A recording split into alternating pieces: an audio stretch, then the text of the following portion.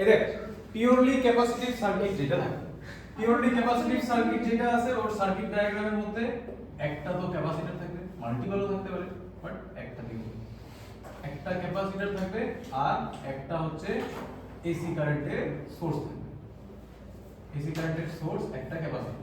এইটা হচ্ছে ওদের সার্কিট ডায়াগ্রাম। প্রত্যেকটা জিনিসের তিনটা করে জিনিস করতেছি, circuit diagram, derivation, phasor diagram, wave diagram, ঠিক আছে? সেম এটার মধ্যে ওই তিন চারটা জিনিসই করব।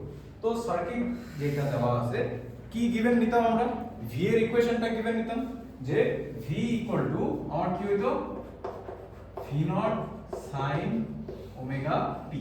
আমরা বারবার V naught sine omega t কেন নিচ্ছি, কারণ এটার রেসপেক্টে মুভমেন্ট করাটা সুবিধা হচ্ছে, ঠিক আছে? প্লাস পাই 90 মাইনাস 90 সেটা। আচ্ছা, আর ক্যাপাসিটর যেটা আছে, সাপোজ ক্যাপাসিটরের মধ্যে ক্যাপাসিটরের ক্যাপাসিটেন্স হচ্ছে সি, এইটার মধ্যে দিয়ে আই কারেন্ট যাচ্ছে, আই কারেন্ট এদিক থেকে এদিকে আসছে। এইবার ক্যাপাসিটরের মধ্যে ক্যাপাসিটরের সাথে ভোল্টেজের একটা ইকুয়েশন রিলেশন ছিল না, যে কিউ এই যে C is equal to Q by V, or এইখান থেকে তাহলে ভি ইকুয়াল টু কি হবে কিউ বাই সি, এটা লেখা যায় V equal to Q by C. তাহলে এর উপরেও যখন কার্শফ ল লাগাবো, এখানে হাই এখানে লো থাকতেছে, তাহলে তখন আমার কি হবে, কার্শফ ল অ্যাপ্লাই করলে পরে আমার ইকুয়েশনটা এরকম হবে না যে V minus Q by C equal to 0, ঠিক আছে? V minus Q by C equal to 0 और v equal to q by c और q equal to cv। আগে করছিলাম আমরা ক্যাপাসিটরের মধ্যে, বাট এটা এইখানেও অ্যাপ্লাই হচ্ছে।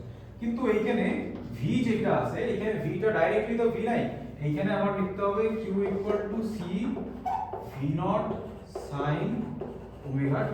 মেন আমাকে বের কি করতে হবে, কারেন্ট বের করতে হবে, চার্জ দেওয়া আছে, চার্জ দেওয়া আছে, কারেন্ট বের করতে হবে। কিভাবে করব, এই যে এইটা দিয়ে অ্যাপ্লিকেশন হবে যে I equal to dq by dt, মানে চার্জকে টাইমের রেসপেক্টে যদি ডেরিভেটিভ করে ডিফারেন্সিয়েট করি তাহলে আমি কারেন্ট পাবো। তাহলে আমি differentiating both side with respect to x, আমি ডাইরেক্টলি এখান থেকে লিখতে পারবো যে dq বাই dt অসমেশন dq by dt equal to d by dt of c v naught sin omega t। এটা লেখা যাবে তো, দুই পাশে ডেরিভেটিভ করলাম। এইবার দেখ ক্যাপাসিটেন্সটা কনস্ট্যান্ট ছিল, ভি নটটা কনস্ট্যান্ট ছিল, এই দুইটা কনস্ট্যান্ট আমার বাইরে চলে আসবে।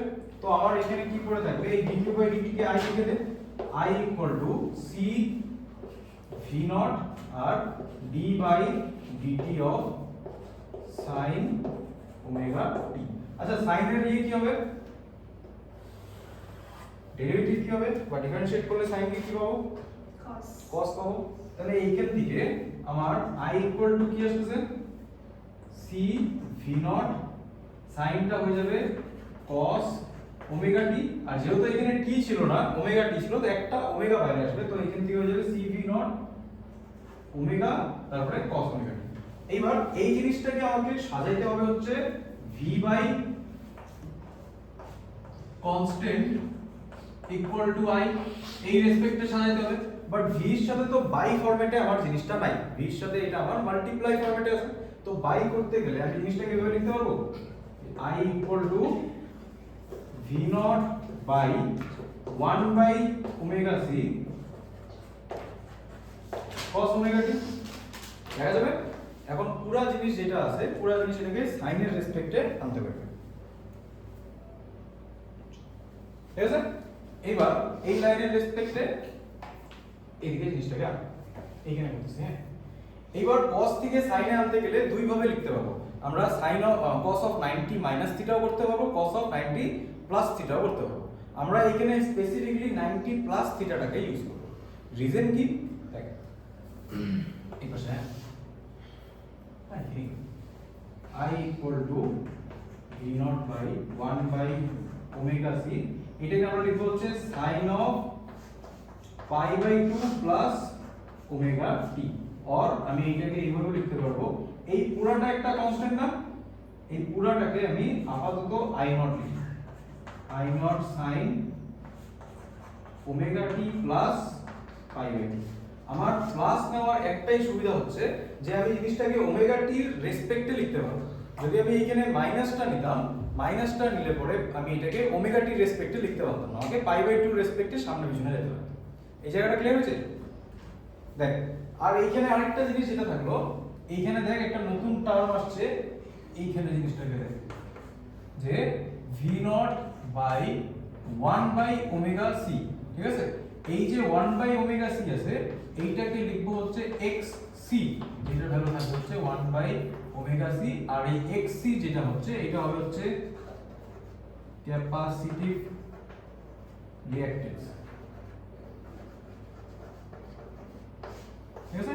এইখান থেকে তাহলে এক্স এর ভ্যালু পাইলাম, এক্স এর ভ্যালু হচ্ছে 1 বাই ওমেগা সি রেসপেক্টে পাইলাম, 1 বাই ওমেগা সি লিখতে পারবো, ওমেগা সি কে হচ্ছে 2 পাই এফ ও লিখতে পারবো, আর এখানে একটা যাবে হচ্ছে 1 বাই, এখানে x টা একবারে ক্লিয়ার করে নি। এখানে কোনটা কোনটা কনস্ট্যান্ট আছে? 2 কনস্ট্যান্ট, পাই কনস্ট্যান্ট, সি কনস্ট্যান্ট, তো ভ্যারিয়েবল কে থাকছে ফ্রিকোয়েন্সি, তাহলে আমি এইটা লিখতে পারবো xc ফ্রিকোয়েন্সির সাথে ইনভার্সলি প্রপোর্শনাল। তাহলে এর গ্রাফটা ইনভার্সলি প্রপোর্শনাল গ্রাফ কিরকম হয়? ইনভার্সলি প্রপোর্শনাল গ্রাফ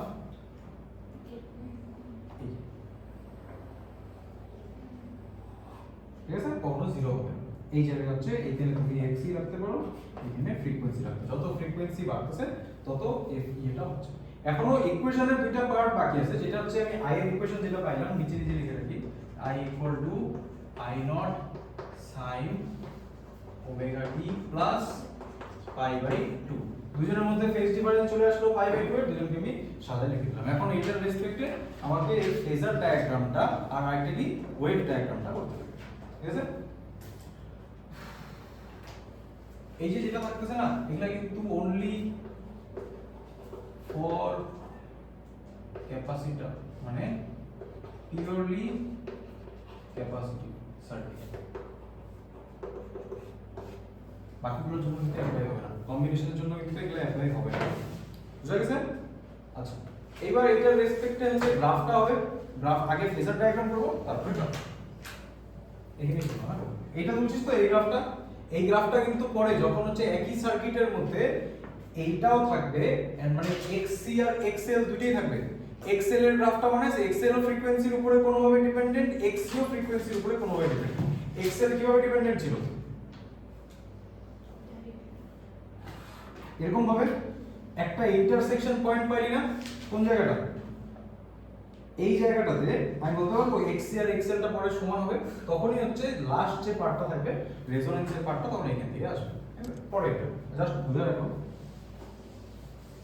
এবার যেটা আছে সেটা হচ্ছে ফেজার ডায়াগ্রাম,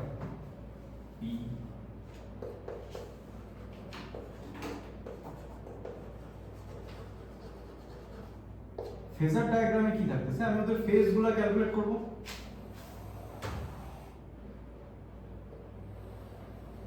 সাপোজ মানে একটা হচ্ছে অ্যাকিউরেট হবে, একটা হচ্ছে অ্যাক্সিস চেঞ্জ করবে।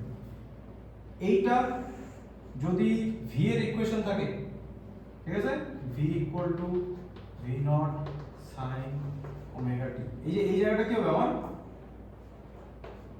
ওমেগা t হচ্ছে, তাহলে কারেন্ট আমার কোথায় থাকবে? সেম ফেজ কত ডিগ্রি ফেজ ডিফারেন্স আছে? 90 ডিগ্রি প্লাস, তাহলে 90 ডিগ্রি প্লাস মানে এই জায়গাটায় থাকবে হচ্ছে আমার কারেন্ট, যেটা হবে i naught sin omega t plus pi by 2, এটা এইভাবে গেল।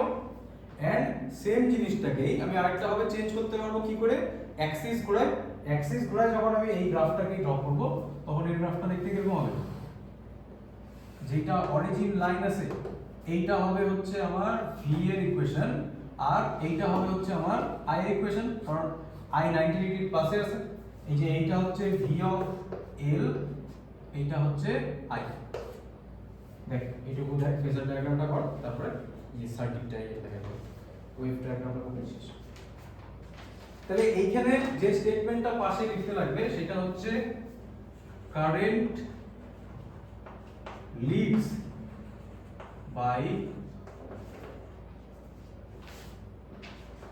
90 ডিগ্রি or pi by 2 কার থেকে from voltage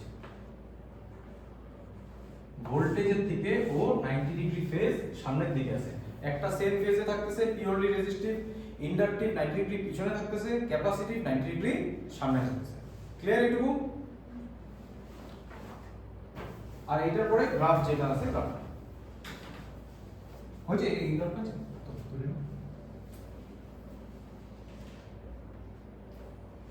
কালকে হচ্ছে এই যে আজকে আমাদের কি কি হলো আজকে হলো হচ্ছে এ বি এন্ড সি এরপরে করতে হবে A B B C C এ লাস্টে করতে হবে এ বি সি বুঝা গেছে মানে কালকে যে সার্কিটগুলো করব সেটার মধ্যে এই জিনিসগুলাই কম্বাইন হয়ে থাকবে পেয়ার করে আর সবার লাস্ট যখন করব তখন হচ্ছে তিনটাই একসাথে অ্যাড হয়ে যাবে ক্লিয়ার এবারে ওয়েভ ডায়াগ্রামটা কিরকম হবে সেটা দেখো তাহলে ওয়েভ কোথা থেকে শুরু হবে সাইন এর রেসপেক্টেই সাইনের রেসপেক্টেই প্লাস পাই বাই 2 থেকে শুরু হবে মানে ওর গ্রাফটা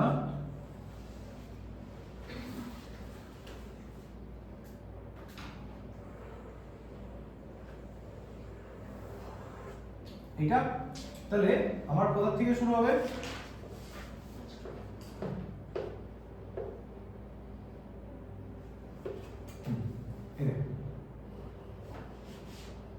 কারণ প্লাস পাই বাই 2 থেকে শুরু হচ্ছে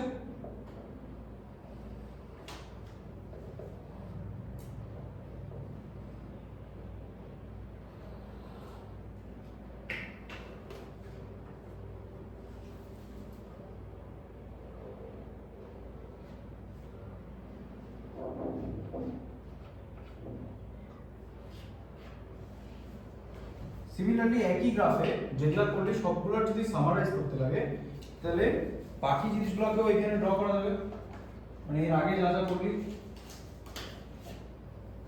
এর আগেরটা কোথা থেকে শুরু হয়েছিল পিছন থেকে শুরু হয়েছিল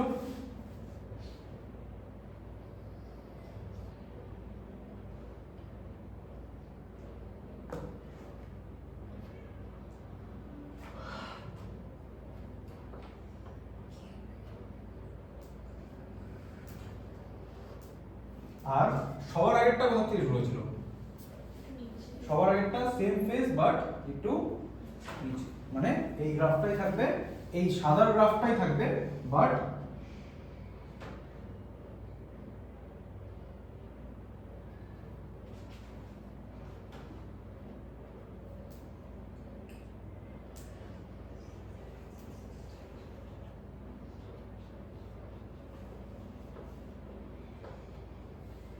বুঝা গেছে মোটামুটি যদি এখন বলি এরকম কোশ্চেন দিয়ে যদি বলি হলুদটা কার গ্রাফকে ইয়েলো লাইনটা কাকে রিপ্রেজেন্ট করতেছে এতগুলো সার্কিটের মধ্যে প্লাস পাই বাই 2 তে আছে তাই তো মানে হচ্ছে পিওরলি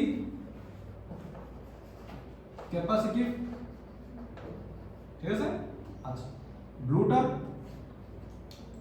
মাইনাস পাই বাই 2 তে আছে মানে পিওরলি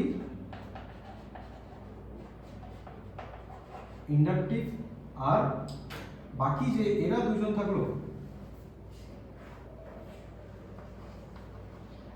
পিওরলি রেজিস্টিভ আচ্ছা এখানে আরেকটা জিনিস যেটা দেখার জন্য ছিল যে এই তিনটা সার্কিটকে যদি কম্বাইন করিস এই তিনজনকে যদি কম্বাইন করিস বেসিক গ্রাফটা দেখতে এরকম হবে না যে একদম হরিজন্টাল লাইনে যে ফেজটা ছিল সেটা হচ্ছে এটা হচ্ছে এই যে উপরে চাই এইখানে যেটা আছে এটা পজ করে দেন পজ করে হ্যাঁ বন্ধ